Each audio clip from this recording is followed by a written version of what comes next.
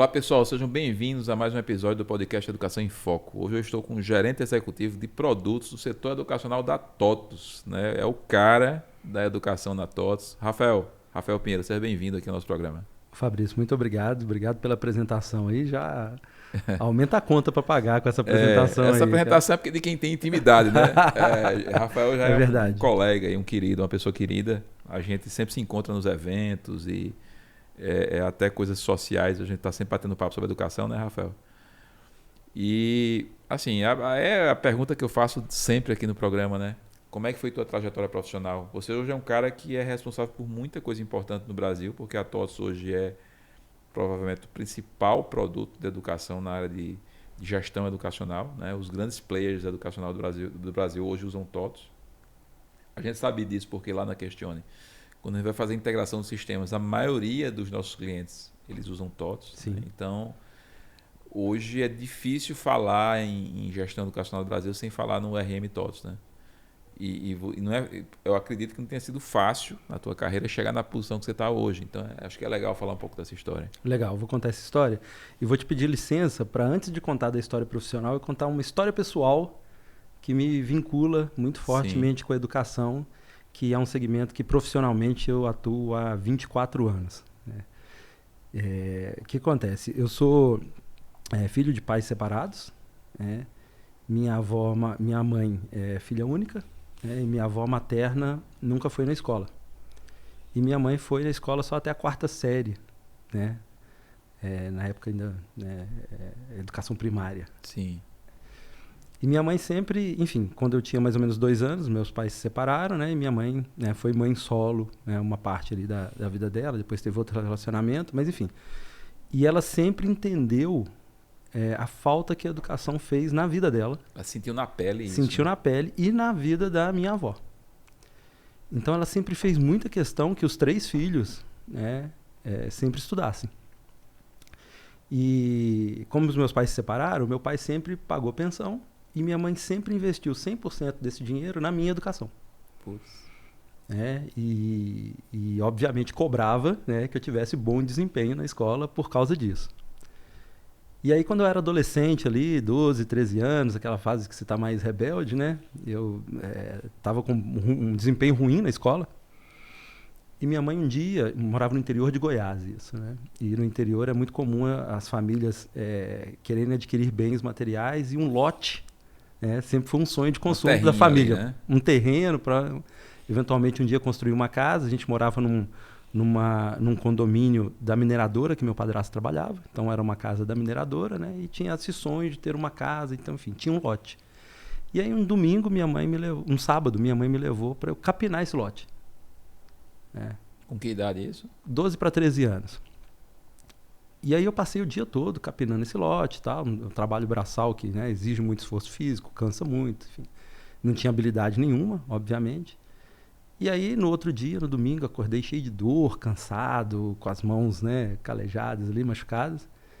E aí minha mãe me perguntou assim, e aí, Rafael, você gostou do que a gente fez ontem? Eu falei assim, mãe, não gostei não. Ela falou, pois é, filho, quem não estuda tem grande chance de ter que fazer isso todos os dias.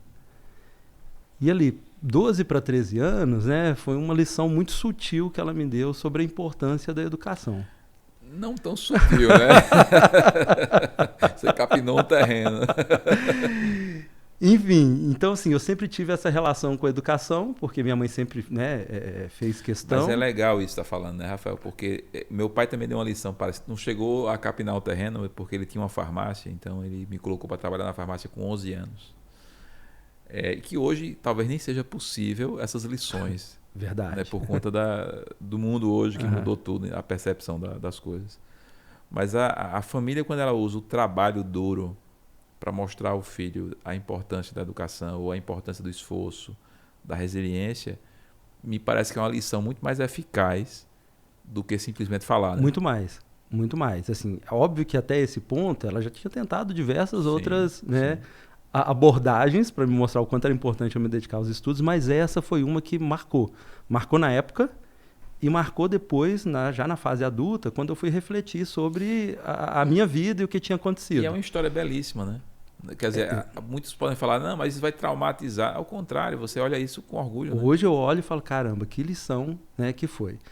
E aí, resumindo essa história, né, então minha mãe, com esse histórico que eu falei, tem 3 filhos, os 3 com graduação, com pós-graduação, os 3 empregados, e isso efetivamente mudou a vida da nossa família. A educação e o empenho da minha mãe, igual outras diversas famílias, né, que vem no estudo ali uma oportunidade de mudança de mobilidade social, isso acabou mudando a nossa vida.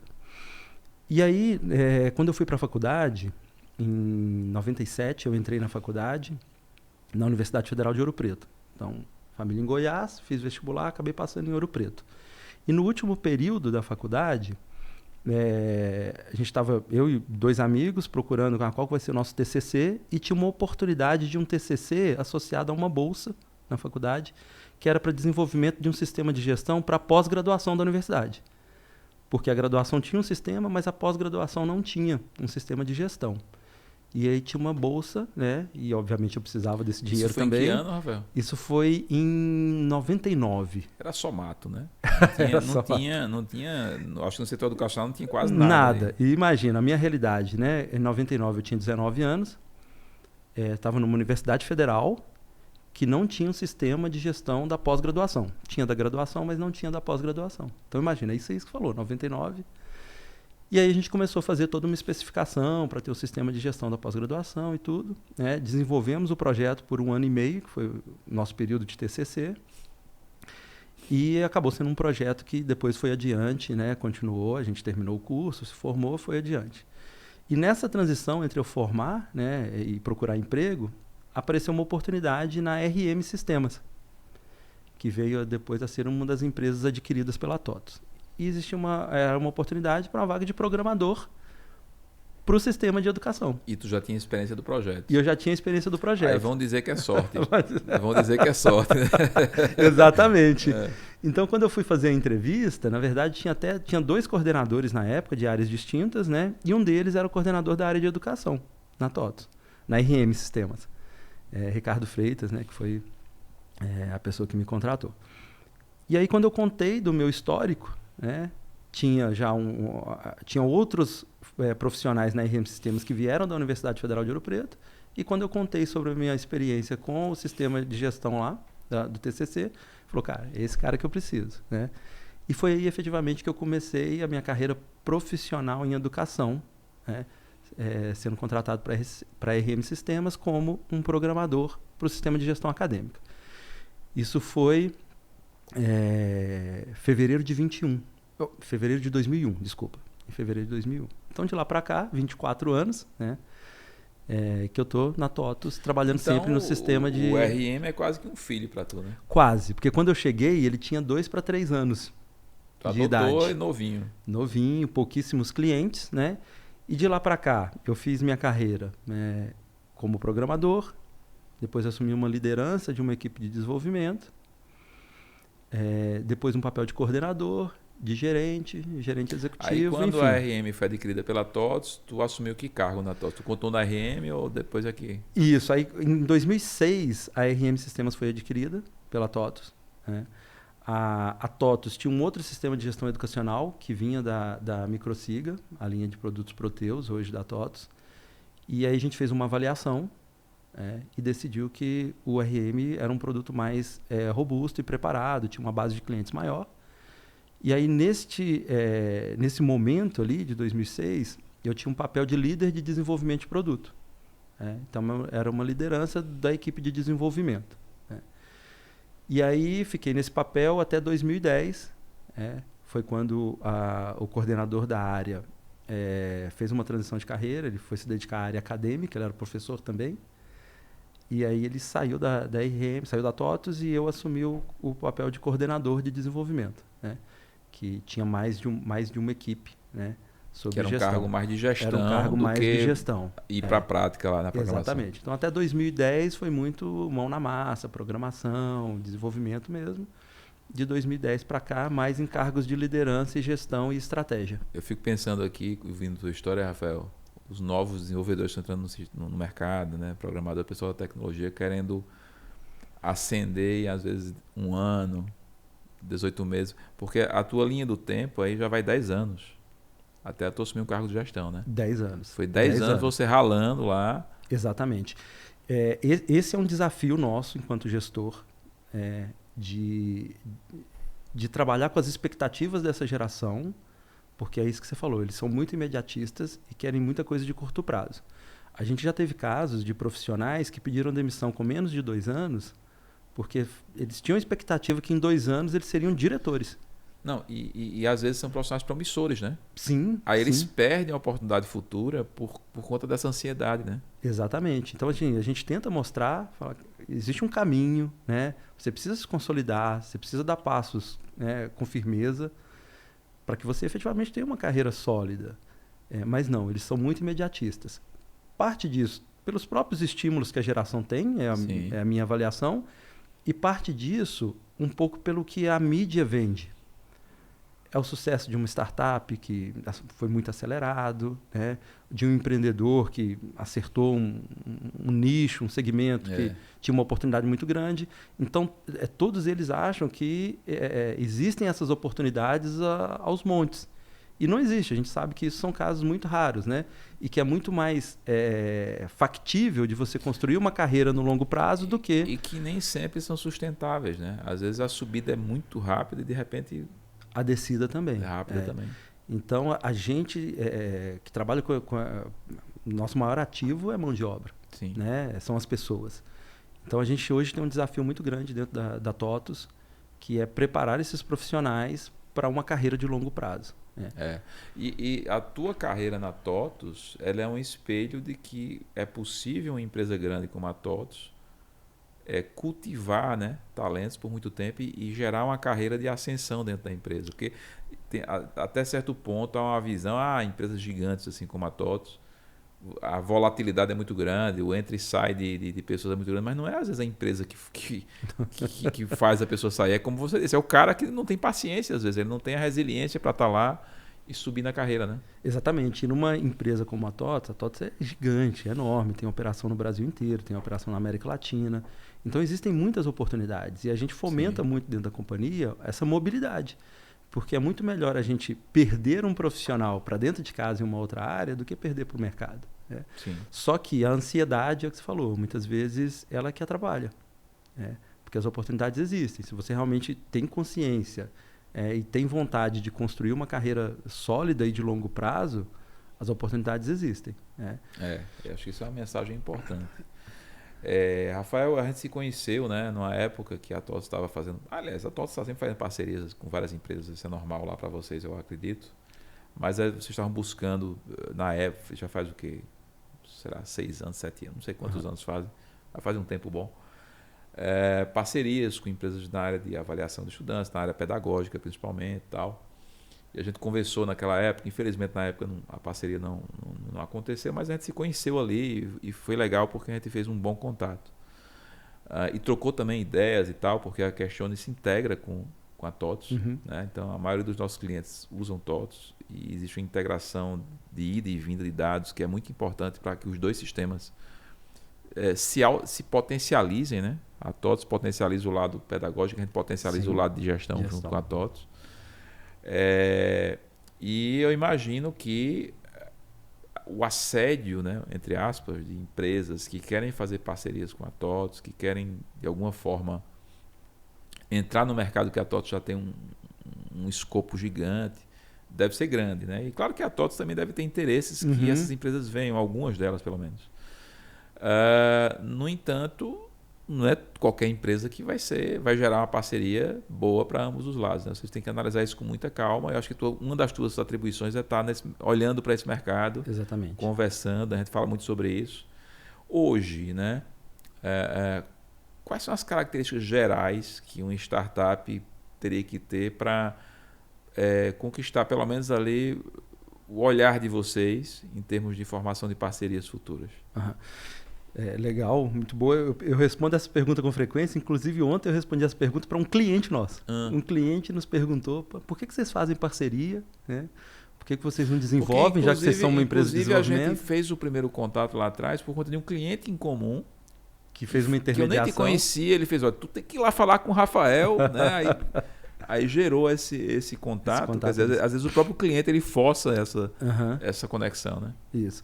Então, assim, dando um contexto, a gente falou ali um pouco sobre o posicionamento da TOTUS no mercado, né? Hoje a TOTUS tem cerca de 2.500 instituições de ensino como clientes. A gente atinge mais ou menos 5 milhões de alunos no Brasil. Né? E a gente é uma empresa, naturalmente, de gestão administrativa, de RP, de RH e de hospedagem dessas soluções em nuvem. Então, o nosso negócio sempre foi gestão administrativa. E a TOTUS cresceu muito com o modelo de venda de campo. Né? A gente tem um modelo de franquias, a gente tem representantes no Brasil inteiro, né? E uma força de venda e entrega na educação gigante. Esse modelo é o mais forte, né, Rafael? É super forte. Parece que o setor, outros setores você tem outros modelos que fazem mais sucesso, talvez, mas na educação o presencial, o tete a tete é insubstituível, né? A gente tem alguns setores onde a pessoalidade, né, o presencial, ele é muito valorizado. Sim. E a educação é um deles. Então, o fato de você ter um representante em todos os estados do Brasil, praticamente todas as capitais, em vários lugares que são de interior, mas que tem uma relevância, a gente tem presença física e isso gera muita confiança. Então, a TOTUS cresceu muito neste modelo. Então, pondo isso, né, a gente é uma empresa que ajuda na gestão, no core das empresas, e tem uma presença física muito forte. Bom, e a gente, como empresa de software, poderia desenvolver qualquer software. Né? Sim, aí vocês têm um recurso para isso. Temos recurso, conhecimento, né? Não seria um grande problema. E aí vem a sua pergunta. Então, o que vocês procuram? Né? Ou muitas vezes que me perguntam, por que vocês fazem parceria e não desenvolvem produtos? Obviamente que a gente também tem uma capacidade limitada, né, de produção. E de suporte, né? E de suporte. As pessoas não entendem, às vezes, a questão do software, né? Não, eu vou desenvolver esse software porque ele é caro, né? Às vezes a instituição de ensino, às vezes educacional, ela quer desenvolver. Às vezes ela tem uma equipe forte internamente de desenvolvimento, né? Você deve conhecer Sim. várias. Eu já conheci universidades, por exemplo, com 10, 15 desenvolvedores lá dentro. E consegue desenvolver uma solução. Consegue, mas o grande problema não é desenvolver às vezes.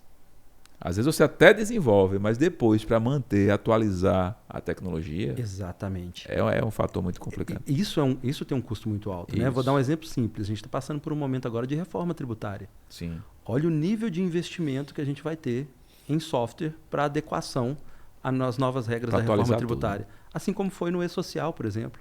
Falando Sim. de educação, assim como foi na digitalização do acervo, no diploma digital. Então, assim, existe um custo no desenvolvimento de software, que é a manutenção e evolução tecnológica. Sim. Porque as tecnologias também ficam obsoletas, se precisa atualizar. Segurança, vem um LGPD, a gente tem que mudar tudo. Exatamente, vários impactos. Então, a TOTUS olha muito assim, qual é o meu negócio, qual é o meu core, aonde os meus esforços têm que estar concentrados. Então, a gente sempre olha muito para isso. Segundo, o que está em volta desse core que gera valor para o meu cliente e que, eventualmente, não faz sentido eu desenvolver porque eu não tenho conhecimento do negócio, eu não tenho conhecimento do mercado que aquela solução pode atingir e que, eventualmente, tem alguém no mercado que faz isso melhor do que eu. Então, a gente olha muito para isso. Então, quando tem uma solução que complementa a solução TOTUS, que traz um conhecimento que a TOTUS não tem, e que a gente vê que claramente aquilo gera valor para o nosso cliente, a gente olha diferente para aquela solução. São os únicos aspectos? Não, mas eles são o ponto de partida. O segundo, o quanto essa solução tem aderência com o meu perfil de clientes. Porque a TOTUS se especializou num perfil de clientes. Sim. Olha, tem aderência com o meu perfil de clientes. A minha força de venda... O perfil de vocês hoje é um cliente... de médio para alto padrão, né? Médio para grande porte, exatamente. A gente geralmente atende instituições a partir de 800 alunos, quando a gente fala de educação básica. Tá? E educação superior a gente navega melhor por todos os portes de instituições. Vai ter uma instituição um pouco menor ali ou acolá, mas é uma instituição geralmente de alto padrão. Exatamente, né? Exatamente. Então, assim, de 300 alunos a 450 mil alunos, a gente tem cliente. Então, o mesmo produto, a mesma solução que atende um perfil muito variado de clientes. Né? Então, a gente olha para isso, nós temos um potencial de a nossa base, o nosso cliente padrão, aderir a essa solução. Segundo, a nossa força de vendas tem capacidade de impulsionar os resultados desse parceiro, porque é o que você falou. A TOTVS cresceu no modelo comercial de presença física, né, de field sales, e muitas startups crescem com o modelo de inbound, de inside sales.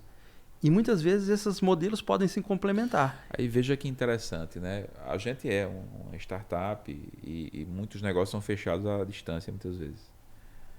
Mas eu desde cedo percebi que você pode até fechar à distância, mas manter o cliente... Tem que ser presencial, né? Em algum momento você tem que ir lá. Tem que ir. Então eu termino tendo que viajar o Brasil todo. Agora mesmo eu tive que ir aqui no interior de Minas Gerais. Peguei um carro aqui de São Paulo, fui lá com o maior prazer conhecer um cliente que eu não tinha conhecido pessoalmente. E quando você vai pessoalmente, você reforça os laços. Exatamente. E na educação isso é muito importante, né? Aumenta a confiança, reforça os laços, né? Ajuda a manter o relacionamento de longo prazo. Na TOTVS, um dos nossos pilares, a gente fala isso, que cliente é para a vida toda. A gente quer realmente construir relações de longo prazo com os nossos clientes. Então, essa presença física e esse complemento, né? Porque a startup, muitas vezes, ela chega com um DNA diferente. Sim. Né? Ela chega com processos diferentes. Então, quando a gente percebe que existem sinergias, né? Aí a gente fala, não, agora uma parceria faz sentido. Né? E aí a gente, vamos tentar, vamos pilotar? E a gente faz um piloto, se der certo, a gente acaba fechando parceria e expandindo. Porque não adianta ter as características e você não conseguir achar um modelo de negócio, né? Às vezes você vai negociar e não encaixa, né? Não encaixa, exatamente. Não encaixa o modelo, né? Até porque nós temos as nossas premissas, nós temos as nossas regras com os nossos franqueados. Então, assim, aí depois tem que acomodar todos os interesses, né? Isso. Que até aqui a gente falou muito de funcional, de gerar valor para o negócio, de conceitual. E aí depois entra a parte... É uma relação entre duas empresas. E vocês têm lá dentro como se fosse uma aceleradora. Vocês têm ainda esse projeto lá internamente na TOTVS? Olha, ele pivotou várias vezes. Hoje a gente não tem mais. Tá? A gente já teve um modelo de aceleração. Depois a gente já teve um modelo de escalar para empresas que já estavam rodando. E hoje a gente tem mais um esquema de venture capital.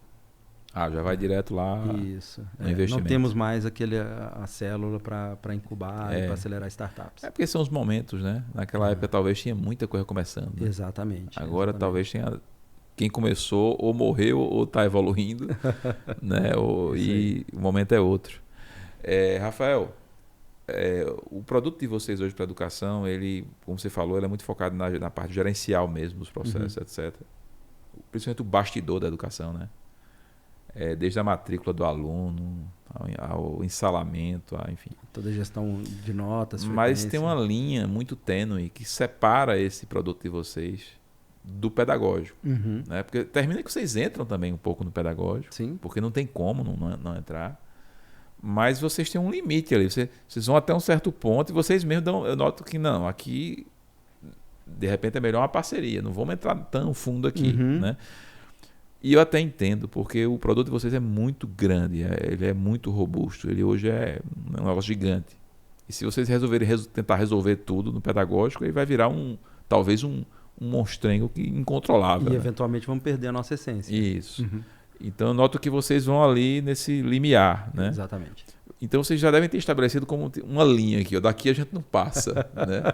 Que linha, isso mesmo. Que linha seria essa, né? O que é que vocês pretendem não ultrapassar hoje? Essa é uma linha que é até difícil definir, né? Ela existe. É uma linha do bom senso. Né? Ela existe, a gente sabe que ela existe, mas não tem escrito em lugar nenhum qual linha é essa. Sei. Mas vou tentar explicar. O que acontece? Tudo aquilo, digamos assim, que tem uma relação muito próxima, direta, com o ensino-aprendizagem, é onde está o nosso limite. Entendi.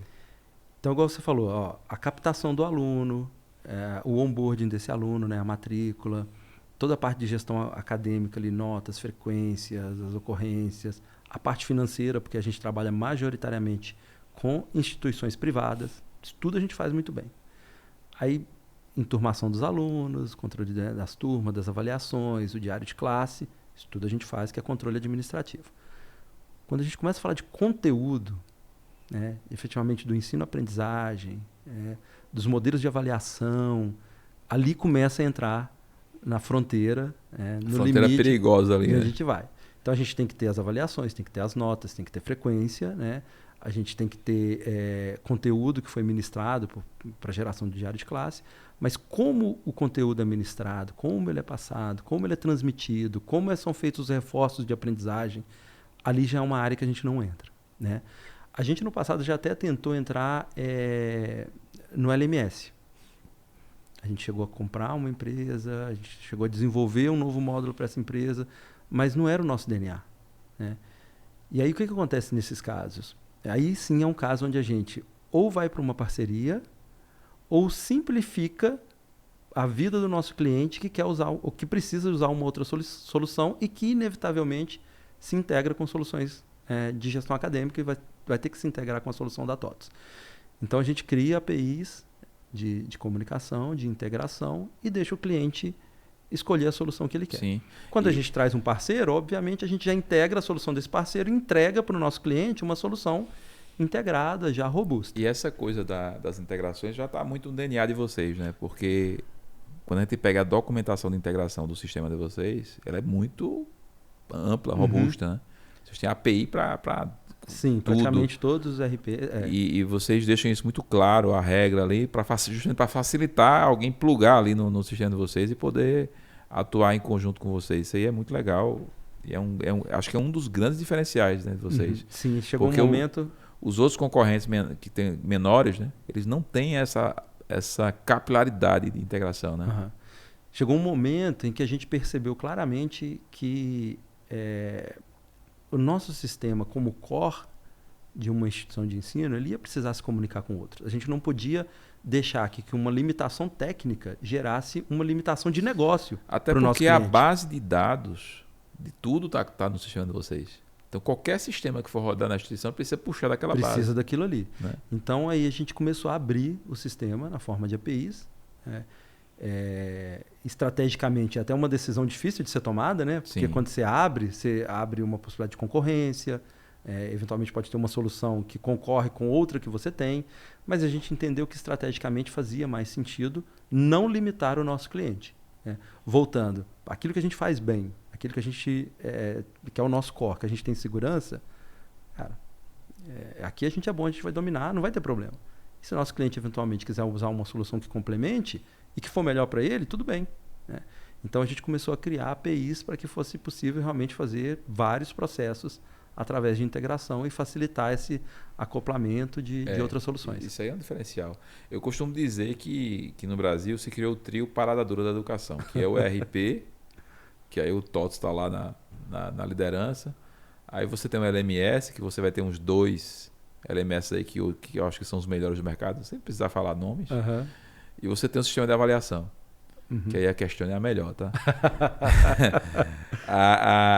Hoje, uma instituição de ensino, seja no ensino superior ou no ensino básico, se ela não tiver esses 3 sistemas integrados, rodando, ela é meio manca, né? Ela não vai atender muito bem alguma coisa. Ou ela não vai atender bem o pedagógico, porque não tem uma avaliação estruturada, ou ela não vai atender lá na ponta a parte administrativa, financeira e o cliente, porque o RP não dá conta do recado, enfim, vai ficar... Tu concorda ou tu acrescentaria mais algum sistema aí nesse trio? Olha, eu diria que eu concordo. Eu acho que faz muito sentido, porque é a gestão da matrícula, a formatura, vamos dizer assim, a disponibilização do conteúdo e o modelo de avaliação. Esse é o fundamental para todas as instituições de ensino. E o interessante é que quando a gente olha para o exterior, não sei se você já pesquisou lá fora, outros países, como é que funciona, eu estava vendo em outros lugares, esse trio não é comum, né? Você vai em outros países, você às vezes não tem quase nada, tem no máximo um RP. Eles são o Brasil, nesse sentido, ele está mais à frente, né, do processo de informatização na educação. Esse ponto é um ponto interessante, porque acho que não só para a educação, acho que para vários negócios. Em 2009, eu fui para Portugal e fui para o México para fazer a avaliação da aderência do nosso sistema para esses 2 países. Academicamente, o modelo de ensino é muito similar e tinha algumas diferenças que eram muito mais na gestão financeira, gestão de recebíveis, do que na gestão acadêmica. E em 2009 eu percebi que o quanto que nesses 2 países o sistema bancário Era ultrapassado. muito obsoleto. Enquanto a gente, naquela época, já tinha automatização de uma série de coisas, desde o boleto, cobranças automatizadas e tudo, nesses países não tinha integração bancária. Era praticamente tudo manual. Então, eu nunca fiz esse estudo que você me falou especificamente, mas essa experiência me mostra que, em 2009, o Brasil já estava na vanguarda do uso de tecnologia para automatização de processos complexos. Talvez até pela nossa complexidade. Sim. Né? Seja a complexidade tributária, né? De legislação no Brasil é muito complexa também. E o sistema bancário, né, já estava naquela época com um nível de maturidade muito maior do que... Eu percebi isso. Assim, claro que eu não fui em tantos países, mas Portugal mesmo, a Inglaterra, o próprio México. Eu não fui lá ver em loco, mas algumas pessoas já me falaram que esse trio não é uma... Porque aqui, na minha cabeça, no Brasil, está bem sedimentado isso. Sim, sim. Eu não sei se você tem essa percepção. Você chega em qualquer cliente, em qualquer instituição de ensino, esse trio ali tem que estar, de alguma forma, instalado ali. Exatamente. Ele né? pode, eventualmente, não ter as melhores ferramentas, ou não ter o melhor processo, mas ele tem alguma coisa. Ele tem essa visão, que tem que organizar essas três dimensões aí. Exatamente. Né? E eu vejo como uma evolução na maturidade de gestão, um quarto componente que vem se fortalecendo nesse processo, que é o CRM. Tanto para captação verdade. e ingresso, quanto para a gestão do relacionamento. Então eu vejo esse quarto Porque componente o setor de se amadurecendo. marketing e vendas do setor educacional está se profissionalizando muito. Muito, muito. É um movimento que a gente percebe que começou na educação superior, que em termos de maturidade de gestão, eu acho que ela acelerou muito mais que na educação básica, por conta do perfil, né? Eu também já percebi isso, não sei se você concorda, que no ensino superior ele está tipo assim, uns 5 a 6 anos, um pouquinho à frente da educação básica. Em vários aspectos de maturidade de gestão. Esse trio mesmo, ele está bem sedimentado no ensino superior, mas no ensino básico ele está começando a entrar agora. Né? Isso aí. E essa maturidade, né, para ver o comercial realmente como uma área que precisa ser trabalhada, precisa ter um aspecto profissional para captar aluno, também está se fortalecendo na educação básica. Então eu vejo o CRM como um quarto pilar, né, junto com todo o fluxo vamos chamar de vendas, porque muito tempo na educação não se gostou de falar de vendas e nem de cliente, né, mas eu vejo que isso está mudando e todo mundo está entendendo o quanto que é importante você se preocupar com a captação e relacionamento de novos alunos. Então, bem pensado, acho que é isso mesmo. Eu vejo, a gente tem uma característica em comum, né? Questão e TOTS, porque eu vejo o mesmo posicionamento nesse sentido aqui que eu vou falar agora. Quando geralmente nos procuram na Questione, o cliente ele já passou por outros sistemas de avaliação. Volta e meia aparece um que nunca teve esse sistema, mas a maioria já passou por alguma experiência. Né? E quando eles chegam para a gente, é tipo assim, eu já testei os outros, eu agora estou indo para o que dizem que é o melhor. É tipo a grife da avaliação. Então, eu acho muito legal isso, essa posição que a gente alcançou no mercado. Sim. Quando você é visto como, a gente tem que chegar na Questione. Uma referência, né? Eu estou nesse aqui agora, mas o ideal é a gente ter aquele ali. E a gente está se posicionando ali, e eu espero que a gente siga nesse caminho por mais tempo. E a TOTS é assim. Meio que assim. Né? O cara às vezes está pequenininho, está crescendo ali na instituição, aí não vai dar. Aqui às vezes não tem material humano, não tem gente para tocar o RM, ele acha que não vai dar, às vezes o valor não encaixa, ele fica ali num sistema secundário, mas ele está mirando ali a TOTS. Olha, quando eu crescer mais um pouquinho, eu quero estar lá, eu vou estar lá na TOTS. É meio assim, né? Isso acontece muito e assim, é muito bom quando você vira referência. Igual eu falei, a gente tem cliente que tem 400 mil alunos. Sim. Então a gente é uma referência. Mas isso também, às vezes, te coloca no lugar onde você não está. Você merece o destaque, mas muitas vezes as pessoas, não, é caro, é complexo, eu não vou dar conta. E muitas vezes isso não é verdade. Cria-se essa imagem que muitas vezes não é verdade. A gente tem um evento na TOTS que é o Universo TOTS, é um evento anual que a gente faz para todos os clientes, com todas as soluções TOTS, enfim. E no ano passado eu chamei 2 instituições para bater um papo comigo. Uma escola do interior de São Paulo que tem 600 alunos, que é cliente nosso desde 2006, se eu não me engano. E a PUC São Paulo, que é uma instituição super tradicional e tudo. para mostrar justamente isso, né? Que a TOTVS pode atender a diversos portes de instituições. E a diretora dessa escola, a Alessandra, ela falou que frequentemente as pessoas perguntam para ela, falam assim, pô, Alessandra, mas a sua escola tem 600 alunos e você tem TOTVS? Aí ela falou que geralmente responde assim, e você não tem? Então, assim, é legal porque a gente, né, conquistou esse lugar de referência, e a gente também entende que é natural para a instituição, muitas vezes fala assim, olha, para eu chegar lá, eu entendo que eu preciso passar por algumas etapas. Sim. Eventualmente de amadurecimento. É porque às vezes tem isso, você falou, eu concordo, às vezes a pessoa cria a expectativa que é muito cara, etc. Mas tem a coisa que ele sabe que ele não tem uma estrutura organizacional mínima para que um sistema quando vocês possa ajudar ele. Porque vai precisar de processos, vai ter mais controle. Então, para você garantir integridade e controle, você perde flexibilidade às vezes. Sim. Então, sim, precisa passar por esse processo de amadurecimento, de gestão, de processos. E eu imagino que na venda vocês alertem isso, né? Até porque se vocês não alertarem isso e o cara comprar, ele pode vai virar um churn, ter uma decepção, né? Sim, vai devolver. Sim. Vai... É bem importante. E a gente ouve essa pergunta com frequência, né? Muitas vezes a gente chega na instituição, a instituição não tem processos muito claros e muito definidos.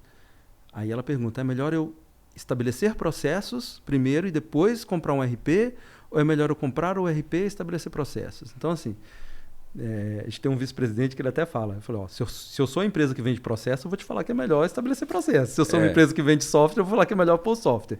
Mas na prática, o que a gente vê? Que como o software da TOTVS é um software de mercado, é um software que tem os melhores processos, melhores padrões já adequados. Se você não tem processo nenhum, começar por ele vai te dar um norte.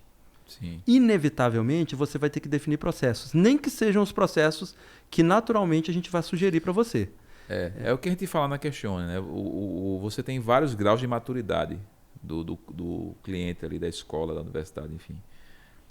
E a depender do grau de maturidade que você está, a gente tem que adequar a nossa entrada àquele grau de maturidade. Eu não posso só chegar com avaliação, com um nível de excelência lá em cima. Peraí, eu estou aqui, então a gente tem que começar daqui. Isso aí. Né? Eu acho que é meio isso que vocês fazem. E aí termina organizando todo o processo, porque você passa a ter um objetivo muito, muito focal e você vai traçando um caminho para chegar naquele objetivo e você termina organizando tudo até lá. Eu tive um depoimento uma vez de uma reitora, a gente estava negociando com ela há cerca de 2 anos, e chegou um momento que eu fiquei meio impaciente. 2 anos? O que é que está faltando para a gente começar a trabalhar, né? E eu sabia que ela tinha necessidade, ela sabia que tinha necessidade, eu também sabia, e aquele impasse, ela fez, Fabrício, olha, a questão não é vocês. O problema é que eu não estou acreditando que minha equipe vai ser capaz de organizar as coisas para tudo dar certo. Entendeu? Então, quer dizer, ela tinha uma ansiedade escondida, que era essa questão. Ela não confiava na equipe dela. Uhum. Ela precisava mexer na equipe para poder receber o software. Mas aí eu disse a ela justamente isso. Espera aí, vamos entrar junto nisso. A gente ajuda a resolver esse problema da equipe. Né? Às vezes é um pouco disso. Né? Exatamente. E a gente mostrar para o cliente que a gente pode fazer isso. Sim, fazer uma primeira fase, uma primeira onda, você vai se adaptar aos processos que são fundamentais, vai começar a entender como é rodar a sua instituição dentro de um RP que te entrega esses processos automatizados e padronizados, e você vai depois incorporando novas áreas ou aprimorando o nível do seu processo. A gente criou na TOTVS um índice que chama Índice de Maturidade de Gestão, onde a gente mapeia tudo que os nossos clientes usam, né, e mostra para o próprio cliente, fala, olha, o seu índice de maturidade de gestão, com base em outras instituições do seu perfil, é de 65%. Ou seja, você ainda tem 35% do produto para explorar, tomando como base o que outras instituições já usam. Então a gente vai mostrando para o nosso próprio cliente qual que é o caminho que ele pode percorrer. E a gente mostra para ele o caminho inicial. Vamos dar o primeiro passo? Vamos dar o segundo passo? Então vamos pôr sua matrícula toda integrada aqui com a gestão acadêmica, com a gestão de recebíveis. Depois vamos ampliar e vamos pôr um processo de captação. Depois vamos ampliar e vamos pôr uma secretaria digital, um autoatendimento para os pais, para os alunos. Então a gente vai ampliando isso aos poucos e ele vai percebendo naturalmente os ganhos. Porque até aquilo que a gente falou anteriormente. Muitas vezes fala assim, não, é caro. Por quê? Poxa, o portfólio da TOTVS é muito grande. Sim. Então quando a gente apresenta tudo, o cliente fala assim, eu quero tudo. E tudo vai tem ser um mais preço, caro, não é igual. E esse preço pode soar caro se você não consegue tangibilizar o valor que ele vai entregar. Sim. À medida que você vai percebendo esse valor E eu não sei gradativamente... se deve acontecer com vocês, né? Às vezes o possível cliente, ele tem um problema, ele não sabe ao certo o que é que causa aquele problema, e ele não sabe ao certo qual sistema, ou se precisaria de um sistema para resolver aquele problema. Sim. Aí quando você vem com o teu portfólio de serviço, aí ele percebe, putz, isso que tu está me oferecendo vai resolver aquele problema que eu não sabia nem que existia uma solução para ele, né? Uhum. E aí você bota no pacote, aí vai botando no pacote, né? Coisas que nem sabia que existia. Aí quando vem o orçamento vai ser um pouco maior. Porque... Exatamente. Você falou de um ponto que me fez lembrar de uma outra história, que eu acho que é bem interessante, que vai nessa linha sobre a maturidade de processo. Quando você falou ali que a sua cliente falou, eu não sei se eu vou estar pronto ou se eu vou conseguir me adequar, né, ao uso da sua ferramenta. Agora, só se fala de inteligência artificial, né? É a moda do momento. Super relevante, a gente tem que olhar para isso com atenção, né? Em 2017, a TOTS lançou uma solução que fazia uma análise preditiva de evasão usando inteligência artificial. Em 2017. Então, a gente coletava uma série de dados históricos dos alunos, mapeava o perfil dos alunos que já tinham evadido e acompanhava diariamente os alunos ativos da instituição, analisando qual a similaridade de comportamento dos alunos ativos com aqueles que saíram. Para te sinalizar, olha, o Fabrício está com 80% de risco de evasão. E falava os motivos. Seja porque ele está começando a ter muita ausência, seja porque ele se mudou e agora ele mora mais longe da instituição. Então a gente conseguia mapear uma série de variáveis, né, e fazer essa classificação de risco de evasão. A gente falou, cara, a evasão é um problema gravíssimo. Para a instituição privada, você perdendo receita e seu custo fixo está se mantendo, basicamente. Então, quando a gente apresentava a solução para os clientes, ou a ideia da solução, quando a gente apresentou, todos ficavam encantados. Cara, eu quero saber o aluno que vai sair com antecedência, né? E quero poder trabalhar isso. E a gente passou um tempo desenvolvendo um modelo de algoritmo que sinalizava isso. Fizemos piloto com várias instituições, pilotos que tinham um nível de assertividade muito alto. Quando a gente fez o lançamento da oferta, aí aqui só um ponto, lembrando que a gente está em 2017. Sim. O quanto se falava de inteligência artificial lá, ou quanto se confiava em inteligência artificial lá, era um outro cenário. Quando a gente foi para o mercado com essa solução, a gente apresentou ela em vários lugares, todo mundo ficava encantado. Na hora de fechar o contrato, de pagar o preço, qual que era a preocupação? Muitos falavam para a gente, Rafael, eu não sei o que eu vou fazer com essa ferramenta. Você vai me falar que o Fabrício vai sair. Ela vai dar o diagnóstico, mas o que eu vou fazer com isso? O tratamento. Esse era um ponto. O segundo ponto era a desconfiança sobre a inteligência artificial. Sim. Você vai me falar que o Fabrício vai sair, mas quanto que eu vou confiar nessa informação? É real mesmo? É real, né? E inteligência artificial, pelo menos nesses casos, cara, é matemática, é estatística. Sim. Mas você mostrar isso para as pessoas era muito difícil. Hoje não, as pessoas confiam mais em inteligência artificial. Sim. Né? As IAs generativas fizeram esse bem, né? Mostraram para a gente que, olha, existe um modelo que dá para confiar. Tem um outro ponto nessa tua história, é que para você configurar toda essa estatística que vocês montavam com IA naquela época, o cliente ele tem que estar usando o sistema de maneira muito bem estruturada, porque se ele informa, por exemplo, se ele não tem uma atualização cadastral do endereço do aluno, tu não vai gerar o dado real. Não vai saber que o aluno... Porque a informação de base não está lá no sistema. Se o professor não lança frequência diariamente. Diariamente, quer dizer... Isso aí muita gente não entende, né? Isso na avaliação com a gente acontece muito, quer dizer, se os processos pedagógicos, as rotinas, né, os fluxos internos não tiverem redondinhos, o software não vai resolver. Essa é a premissa. Dado e dado de qualidade é a premissa para qualquer trabalho que se faz com a inteligência artificial. Então a gente mostrava isso. Olha, você precisa ter dado confiável, dado atualizado diariamente. Não adianta o professor lançar a frequência só no final do mês ou lançar as notas só no final do mês. Não adianta você precisar avaliar se o aluno mudou de endereço e não oferecer uma forma fácil dele atualizar esse endereço novo, ou uma forma fácil de você saber que ele mudou de emprego. Então, assim, isso é fundamental. E muitas instituições não tinham essa cultura mesmo, né? Nos pilotos, a gente teve que amadurecer essa cultura com eles. Mas o mais importante, assim, muitos na hora de fazer o investimento olhavam para aquilo e falavam assim, além do investimento na ferramenta, eu preciso mudar os meus processos. Eu preciso ter pessoas qualificadas.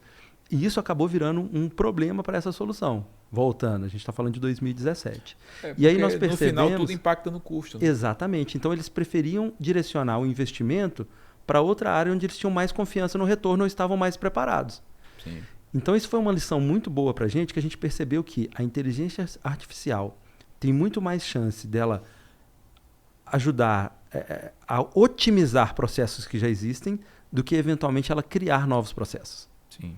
Então essa ficou uma lição muito grande para a gente. Vou dar um exemplo simples disso aqui. Fluxo de captação de leads para conversão em matrícula. A instituição já faz isso. Se ali eu coloco a inteligência artificial para falar assim, ó, este candidato é mais propenso a matricular do que esse outro, eu consigo direcionar o meu esforço para aquele que é mais propenso, dentro de um fluxo de processo que já existe. Sim. O fluxo de retenção ele é muito raro ainda nas instituições. E com um custo muito baixo, porque a intervenção da IA vai ser mínima. Né? Exatamente. A troca de dados vai ser pequena. Gera um valor agregado grande para o cliente, para ele direcionar esforços naquele que tem maior chance de converter em matrícula, e com esforço mínimo. Essa tua história me faz lembrar da história do Proctoring. Na pandemia, né? A gente teve aquele boom das avaliações online. Uhum. E aí criou-se aquela moda, agora vai ser tudo online, aquele negócio todo, né? Não tinha ainda os estudos sobre o uso de tela que tem hoje e tal.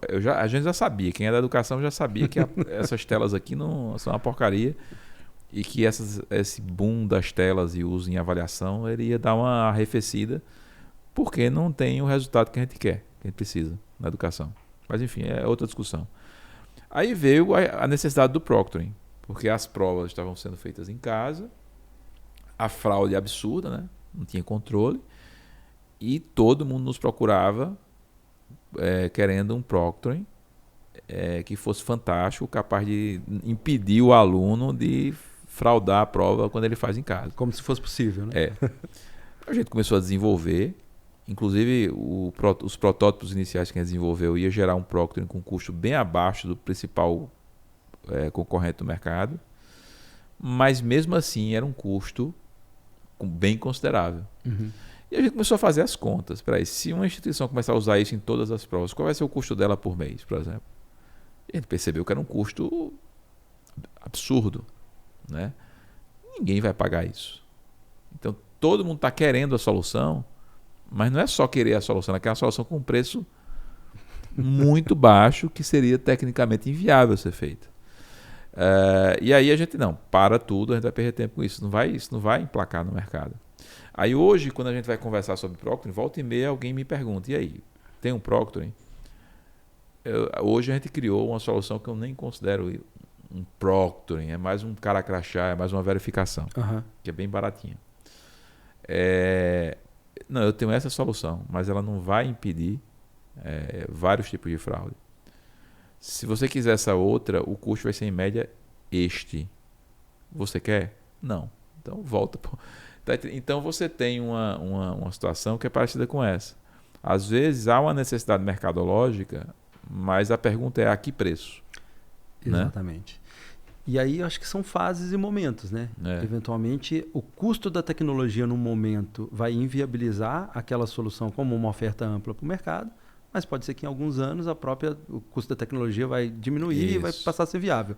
E outra é isso que você falou, a maturidade da empresa, né? Se eu quero, mas eu não tenho ideia de quanto custa. Quando eu vejo o custo, eu falo, cara, será que eu quero mesmo? Então é comum, a gente sempre faz esse tipo de análise antes. A gente vê potencial de mercado e vê a disposição do cliente em pagar por aquela solução, porque isso é fundamental. Sim. Rafael, a gente passou por uma fase no ensino superior de alto crescimento, né, com mensalidades com valores bem maiores do que são hoje.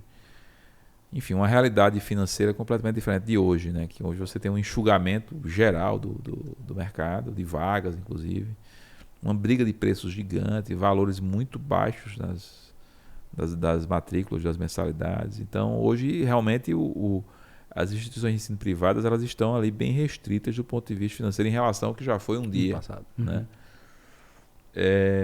No entanto, as exigências e as solicitações de novas funcionalidades e novas tecnologias continuam. Né? Hoje, tu sabes de cabeça o que mais procuram vocês em termos de novas funcionalidades, de ampliação de escopo de serviços, porque isso aí é uma outra decisão difícil, né? De gestão, né? A gente também recebe muitas solicitações, a gente tem que filtrar. Sim. Algumas solicitações só atendem um cliente, não vai servir para nenhum outro. Não dá para colocar aquilo. E às vezes o cliente lá na ponta, ele não entende que se eu mudar o sistema para ele, vai mudar. O custo é muito alto e vai mudar para todo mundo. Vai mudar para todo mundo. E todo mundo talvez não goste daquela. Exatamente. Daquela e a gente, como modificação. Fornecedor, geralmente você tem que deixar o sistema preparado para atender todos os cenários. E isso é mais caro. Isso. Para a gente. Muito né? mais caro. Né? Hoje, como é que vocês lidam com isso internamente? Né? Qual é o critério que vocês usam hoje para definir o que vai entrar na fila ali de desenvolvimento, de novas funcionalidades? Qual é a maior demanda hoje que o pessoal procura com vocês? Tá. A gente tem um processo muito claro de priorização de roadmap. E esse processo, geralmente, ele tem alguns pilares, né, que são baseados no nosso planejamento estratégico. Hoje em dia não dá mais para fazer planejamento estratégico de 5 anos, né? Mas a gente sempre tem uma bússola. Qual é a direção que a gente quer ir? E a gente direciona o nosso roadmap nesse sentido. Tá? E aí, obviamente, tem aqueles pilares estratégicos. De repente, a gente quer entrar num novo mercado. De repente, a gente quer proteger a nossa base de clientes. De repente, a gente quer oferecer serviços que os concorrentes ainda não oferecem. Então, a gente olha para isso e cria os direcionamentos. E, obviamente, que a gente olha para as demandas de clientes também.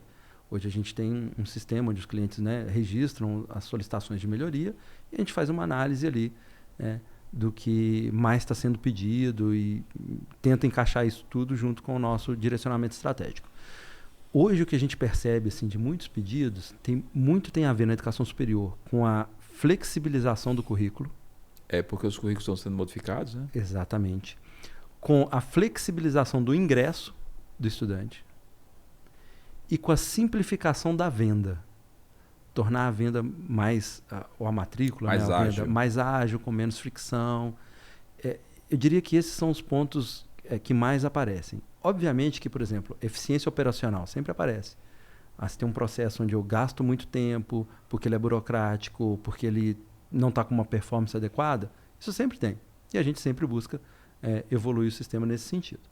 Mas quando a gente fala de negócio, esses são os itens que mais aparecem hoje, tá? Quando a gente fala de educação superior. A educação básica ela passa por menos transformações assim, né? Então, na educação básica, o que mais aparece hoje é facilidade para a família. Como a gente tem relacionamento com a família, seja através de um portal acadêmico, de um aplicativo. Mais transparência ali para a família, né? Mais simplicidade, mais transparência, mais agilidade na comunicação, né? Seja em demandas do aplicativo que a gente tem de relacionamento e comunicação, seja em demandas em serviços dos portais. Tá? E uma frente que a gente investiu nos últimos anos e que a demanda vem aumentando é a gente embarcar serviços financeiros nas aplicações. Então, olha, você falou que, vamos dizer que é sorte, né? Em início de 2020, a gente lançou na nossa plataforma a possibilidade da instituição disponibilizar para os pais, para os alunos, o recebimento ou a negociação de dívidas usando cartão de crédito. Uma solução 100% embarcada. Mais do que você chamar um link de um gateway, a gente criou uma jornada fluida de negociação e de pagamento do cartão de crédito. E a gente lançou ela em janeiro de 2020. E essa jornada foi uma ideia proveniente de uma demanda ou foi vocês internamente tiveram essa sacada e vamos fazer? As duas coisas. Quando teve uma troca de CEO na empresa, final de 2018, né, que o Denis assumiu, e ali a gente redefiniu alguns direcionamentos da empresa, e esse de embarcar serviços financeiros era um deles. E a gente começou a avaliar as oportunidades. Nessa época, a gente já tinha algumas integrações, né, com serviços financeiros para boletos e tal, e já tinha integração com links de adquirentes para fazer checkout. Sim. Então, a gente, cara, existe uma oportunidade aqui, vamos olhar para isso com um pouco mais de atenção, e a gente viu que sim, tinha uma oportunidade. Então, a gente criou essas jornadas, né, e lançamos ali em janeiro de 20. Em março veio a pandemia. E o recebimento com cartão de crédito sempre foi uma dificuldade muito grande para as instituições, porque a taxa do cartão é muito mais cara do que a do boleto. Sim. Então, ninguém olhava para aquilo como uma oportunidade. Cara, já tem um boleto. Ou, muitas vezes o pai ia na instituição e pagava presencialmente. Quando veio a pandemia, veio uma onda de inadimplência muito grande. Não tinha mais atendimento presencial para aqueles que pagavam pessoalmente, né? E a instituição precisava disponibilizar novas formas de recebimento. Então, a gente teve uma aceleração muito alta do recebimento com cartão de crédito. E aí a gente viu, olha, realmente existe a demanda, existe a necessidade, e as instituições começaram a entender que oferecer uma opção a mais de pagamento não necessariamente vai aumentar o seu custo. Porque você não vai ter 100% de adesão. Sim. Vai ser um percentual menor. E você pode, eventualmente, direcionar o cartão de crédito para a recuperação de crédito. Para quem já está inadimplente e quer negociar, ele parcela aquilo, você passa o risco de recebimento para o banco e garante o seu recebimento. E aí, a partir do momento que você fez isso, você começa a ver que eu vou liberar para mensalidade também. Vou liberar para colocar uma cobrança recorrente no cartão de crédito. O pai não precisa mais lembrar. O sistema automaticamente vai cobrar no cartão de crédito dele. E aí a gente percebeu que existe uma oportunidade. Então, hoje, além de cartão de crédito, a gente tem recebimento com Pix embarcado. Seja lá na captação para pagar uma taxa de inscrição, né? Seja nos serviços recorrentes do dia a dia. Então, hoje a gente consegue oferecer uma solução de recebimento digital totalmente integrada. Vou dar uma ideia aqui para vocês da TOTOS. Se implementar, dê pelo menos o crédito da ideia. Coloquem lá um sistema para aceitar Bitcoin. Pois é, a gente já recebeu essa demanda também. Já está na hora. Isso é algo que a gente, corporativamente, né, olha e tudo, e a gente entra naquela, assim, o quanto a gente vai ter de demanda, né? Tem um monte de gente aí que não está falando, mas pagaria com Bitcoin. Pagaria com Bitcoin. Pagar com Bitcoin, aí ainda tem que pensar nas implicações de receber com Bitcoin também, né? Vão pensando. Porque eu dou a flexibilidade para quem quer pagar, mas eu tenho que pensar também como que eu administro esse recebimento com Bitcoin. Como é que vai para a carteira? Como é que vai para a carteira? Ninguém leva essa carteira. Né? Como é que legalmente, né, eu registro esse recebimento? Mas vou anotar a ideia aqui e é algo que os nossos clientes, vez ou outra, questionam, já falam. Eu creio que não vai demorar muito não. Daqui a pouco você vai me dizer, Fabrício, olha... Bem que você falou, né? Vamos colocar. Boa. Rafael, hoje, né, o setor educacional ele está cada dia mais buscando mais eficiência. Né? Antes, quando você tinha um financiamento mais robusto, governamental, né, na educação, o dinheiro estava correndo um pouco mais frouxo. Então, hoje, a ideia de aumentar a eficiência, fazer mais com menos recursos, é a ideia principal hoje que eu escuto. Uhum. Tanto no ensino superior como no setor, na educação básica. Vocês hoje estão pensando nisso? Já tem muitas ferramentas que facilitam a melhoria da eficiência operacional das instituições. Como é que isso é desenhado hoje dentro do RM TOTOS? Existe, por exemplo, dashboards e áreas onde você vai buscar essa melhoria da eficiência através do fornecimento de dados do sistema, enfim. Isso está sendo pensado, já está sendo feito? Como é que está isso? Sim, hoje a gente tem tanto aspectos técnicos, como eu falei, de performance. Então, se tem uma operação que está demorando muito tempo, a gente tem uma sinalização disso. E aí a gente pode atuar preventivamente em melhorar a performance de um determinado processo. E, obviamente, agora, com a aceleração do uso de inteligência artificial, a gente também está olhando para processos da instituição que ainda tem um esforço operacional humano muito grande e que, eventualmente, a tecnologia consiga ajudar. Desde processos simples até processos mais complexos. Tá?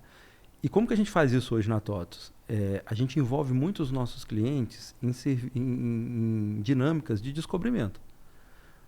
Porque eu posso, com o conhecimento que a gente tem, né, dentro da TOTOS, direcionar o roadmap de produto, vamos melhorar operacionalmente esse processo. Ou eu posso trazer um grupo de clientes para conversar e a gente efetivamente entender desse grupo quais são as dores mais latentes. Sim. E direcionar. Então, hoje, geralmente, a gente faz assim. Tá? E aí, falando especificamente de inteligência artificial, a gente tem feito alguns pilotos, como, por exemplo, análise de documento. Hoje, as instituições despendem um esforço humano muito grande em conferir. Esse documento, essa imagem é um documento, esse documento é válido, esse documento é da pessoa que realmente deveria ser. É um cara crachá ali. É um cara crachá. Seja presencialmente, no momento da matrícula, ou, né, de algum processo presencial, ou seja, um envio digital que alguém precisa olhar. E ali é uma oportunidade de você usar a inteligência artificial para entender, ó, esse arquivo, né? Ele é de um documento de identificação? Ele é de um comprovante de residência? Ele é um histórico escolar? É outra coisa outra sugestão aí, de novo. Né? De repente ninguém... A IA ela pode ajudar vocês também a ter uma visão meio que de consultoria dos dados, né? É olhar para os dados que vocês têm, que são muitos, e a partir de uma visão de melhoria da eficiência, chegar para o cliente, olha, de acordo com esses dados aqui, você deveria fazer isso, cortar isso aqui. Você pode otimizar o seu processo assim, otimizar assim, né? Lembra que eu falei na nossa conversa que a gente criou um processo que é o índice de maturidade de gestão? Sim, então, além de olhar para processos que ele não usa, os processos que ele usa, eventualmente ele pode usar de formas diferentes e otimizar. E sem dúvida os dados são fundamentais para a gente entender isso. Então essa também é uma outra vertente. Boa. Rafael, o papo tá bom, mas uma hora tem que acabar, né? E passou rápido, hein, cara? Rafael, vou deixar aberto aí um microfone para tu divulgar algum projeto, algum evento que eventualmente você queira divulgar lá da seu ou da TOTS. Tuas redes sociais, tá? Eu sei que você gosta mais do LinkedIn, a gente se vê mais por lá. Cara, obrigado. Espero te ver aqui mais vezes. Eu sei que você tem um projeto de um podcast também. Né, que é uma ideia boa, não vou falar aqui, deixar quieto, quando ele lançar a gente divulga. Espero que você realize esse projeto. E estou sabendo também que você está já em outras áreas atuando. A gente não falou sobre isso porque não é o tema aqui do nosso programa, mas parabéns aí pelo sucesso. E está aberto o microfone para você divulgar. Obrigado. Vou começar pelo final aqui, né? Quero agradecer demais pelo convite. Me deu uma motivação para tirar o meu outro projeto lá de podcast do papel, então vai ser legal se isso acontecer e eu vou te chamar para participar. Minhas redes sociais, podem me procurar Rafael Pinheiro, eu realmente atuo um pouco mais no LinkedIn. Tem Instagram também, se procurar Rafael Pinheiro, Rpinheiro2 nas duas redes, Rpinheiro2, vão me achar. No Instagram eu sou mais consumidor do que produtor de conteúdo, né? Mas no LinkedIn eu costumo dar uma movimentada maior. Recado final aqui, cara. Você falou de evento. Um evento legal que a gente faz na TOTS é o Universo TOTS. Eu falei dele aqui na nossa conversa. Ele vai acontecer em junho. Então, procurarem já é bem nas redes sociais. Né? Já é tradicional, um evento já. Anual. A gente teve uma pausa ali na pandemia, mas a gente fez um evento online. Ele é presencial, acontece em São Paulo. Então, estão todos convidados. Podem procurar aí o Universo TOTS, que vocês vão encontrar informações. É um evento bem legal porque a TOTS realmente ela é um universo. A gente tem muitas soluções, é uma empresa que cresceu com muitas aquisições, então a gente tem um portfólio, né, de soluções muito grande e é um momento ali de... Poucas empresas, eu nem conheço outra talvez, que tenha feito tantas aquisições e integrações entre essas aquisições com sucesso, né, Rafael? Exatamente. Porque muitas empresas que foram por esse caminho, né, de sair adquirindo outras e tentar integrar, elas não tiveram sucesso e até quebraram algumas. Né? E a TOTS ela conseguiu realmente adquirir da maneira correta e integrar as soluções. A gente tem um histórico bem interessante ali de empresas que vieram e foram bem integradas.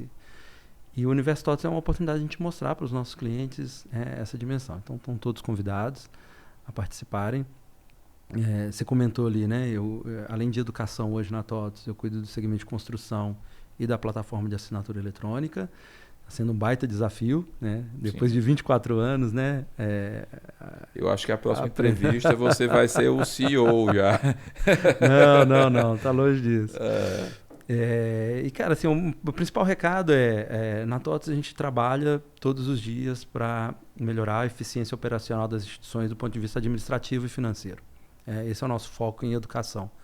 A gente fala que o quanto a gente conseguir fazer um software que faça com que a instituição não lembre que tem um software, sinal que a gente está fazendo bem o nosso papel e que ela possa focar efetivamente na educação. Né? É um baita desafio, não é fácil, né? É verdade. Mas esse é o nosso propósito. Então, nossos projetos sempre estão ligados a isso. E a gente sempre está nos eventos de mercado, vamos estar agora na BET Brasil, vamos estar no GEDUC, que está chegando. Então, se quiserem bater um papo com a gente sempre está nos eventos e podem procurar a gente nas redes sociais também, nos nossos canais de comunicação. Boa. Muito obrigado, Rafael. Uma aula aqui de mercado. Pessoal, até o próximo episódio do Educação em Foco Podcast. Valeu!